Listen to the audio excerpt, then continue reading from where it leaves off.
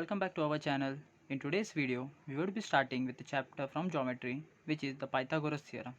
We will learn about the Pythagoras theorem, Pythagorean triplet, and geometric mean along with their examples in this video. So let's start the video. So the first thing which comes to our mind is what is the Pythagoras theorem? Pythagoras theorem is only applicable in right angle triangle. What do I mean by right angle triangle? A triangle in which one of the angles is 90 degree. Okay, so I will give you an example of a right angle triangle. So suppose here this triangle, I will name it as ABC, and angle B is 90 degree. This is an example of a right angle triangle. Here angle B is equal to 90 degree and the side opposite to 90 degree means AC is termed as the hypotenuse. Okay, and AB and BC are the other sides of the triangle. So now we know what is a right angle triangle and what is the hypotenuse. So now what does the Pythagoras theorem states? The Pythagoras theorem states that in any right angle triangle, the square of the hypotenuse is equal to the sum of the squares of other two sides. Means the sum, I will write in simple way, by Pythagoras theorem, the square of the hypotenuse, our hypotenuse was AC, so AC square would be equal to sum of squares of other two sides. Other two sides means what are the remaining sides? AB and BC. Their squares means AB square plus BC square.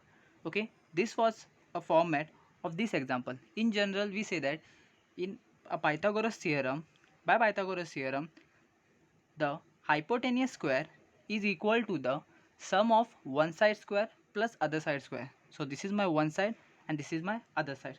This is a Pythagoras theorem. So after the Pythagoras theorem, next comes what is a Pythagorean triplet. In simple words, Pythagorean triplet is such a pair of three numbers which follows the Pythagoras theorem. Triplet because there are three numbers involved, and Pythagorean because it follows the Pythagoras theorem. In simple words, a pair of numbers to be a Pythagorean triplet, it should follow the Pythagoras theorem. Means the hypo square should be equal to the sum of squares of one side and the second side or the other side. If this condition is satisfied, the pair is called as a Pythagorean triplet. So let us look at some examples to check whether the numbers are Pythagorean triplet or not. Okay, so let's take our first example. Suppose I take numbers as 3, 4 and 5. The steps to solve these sums is find the biggest or the largest number in this pair. 3, 4, 5. The largest number is 5. So take it as a hypotenuse or write it as largest numbers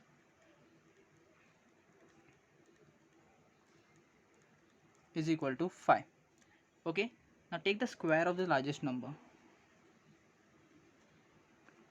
Largest number square, which will be equal to 5 square, which is 25. Name it as equation 1. Okay. Now we are left with two more numbers, 3 and 4. Take the squares of both these numbers and add. Okay. One number square plus other number square, which would be equal to 3 square plus 4 square. 3 square gives us 9, 4 square gives us 16. 9 plus 16 is 25. Name it as equation 2. If our equation 1 and equation 2 gives us the same answer, then the given pair of numbers is a Pythagorean triplet. So here the largest number square is equal to the sum of the squares of one number and the other number.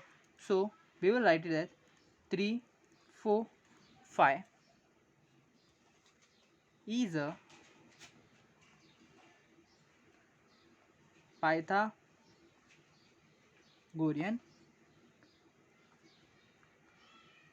triplet. Sorry. Okay, so now we have the Pythagorean triplet. Now let's look at another example. I will write it on new page. Suppose I take 5, 12 and 13. The steps are the same. Find the largest number. Here the largest number is 13. So write it as largest number is equal to 13. Take the square of largest number.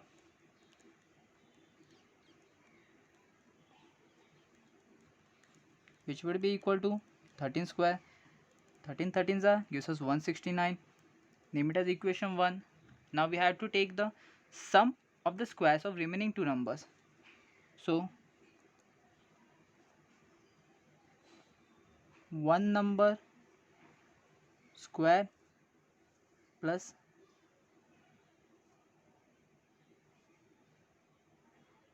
other number square. My one number was 5 square plus other number was 12 square.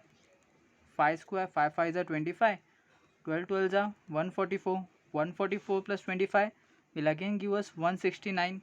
This is my equation 2. So we can write largest number square is equal to one number square plus other number square.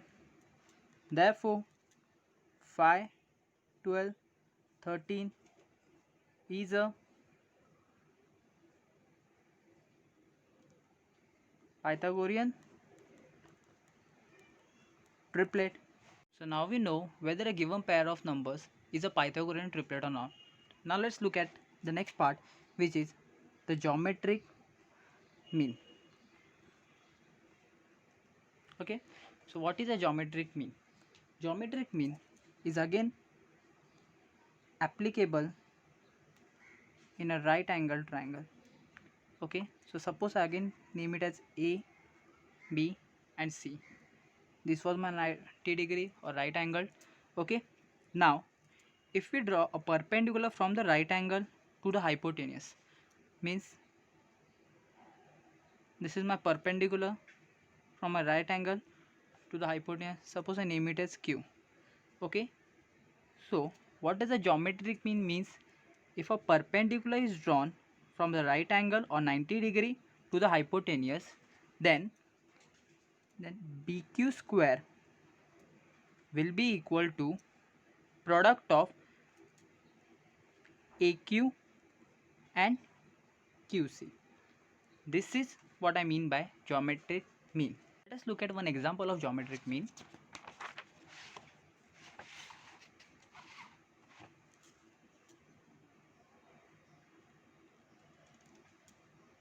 I will draw a right angle triangle. Okay, I will take a textual example so that's easier to understand. M and P, my 90 degree, a perpendicular from a 90 degree. This is named as Q. What's my data? MQ is given as 9. QP is given as 4. I need to find QN or NQ. Okay, here we can see this is a right angle triangle and there is a perpendicular drawn from the 90 degree to the hypotenuse. So we know what to apply. We have to apply geometric mean here. So what the geometric mean states? Geometric mean states that by geometric mean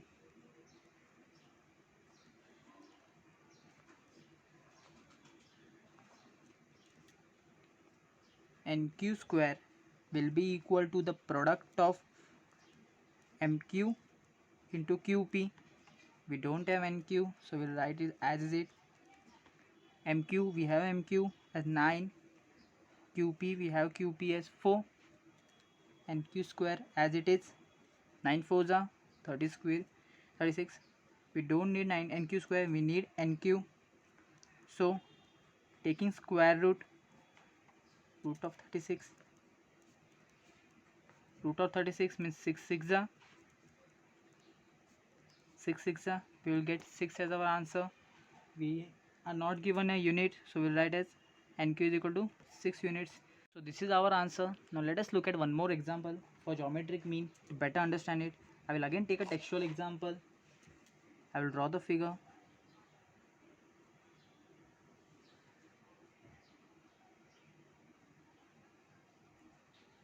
This is P, Q, R. This is my 90 degree. Now this is my perpendicular drawn from 90 degree. Name it as M. What is our given data? Angle QPR is 90 degree. PM is 10. QM is 8. We are told to find MR. So PM is 10, QM is 8, MR is missing. If we see it, it is again a right angle triangle and a perpendicular is drawn from the right angle to hypotenuse. So it is again a sum of geometric mean. So I will write it on new page. How can we write it? Simply by geometric mean. What do I mean by geometric mean now? PM square is equal to the product of QM and MR. QM into MR. PM is given to us 10 square is equal to QM is given 8 into MR is unknown. 10 square 10 times are 100. 8 into MR. We don't need 8 MR, we need just MR. So I will divide this 8 here. It will be 100 by 8 MR. We can simplify this number by the table of 2. 2 4s are, 2 5s are, 2 zeros are, 2 2s are, 2 2s are, 1 0, 2 5s are. So we are left with MR is equal to 25 by 2. We can again simplify it, further simplify it. If you don't need the answer in decimal, leave it here. If you can solve in decimal, solve it. It's better solve in the simplest form. So it will be 2 1s are 5, 2 2s are 4, 1 carry. We don't have anything, so it will be 0.1010 is equal to 5. We don't have unit again, so we'll just mention it units.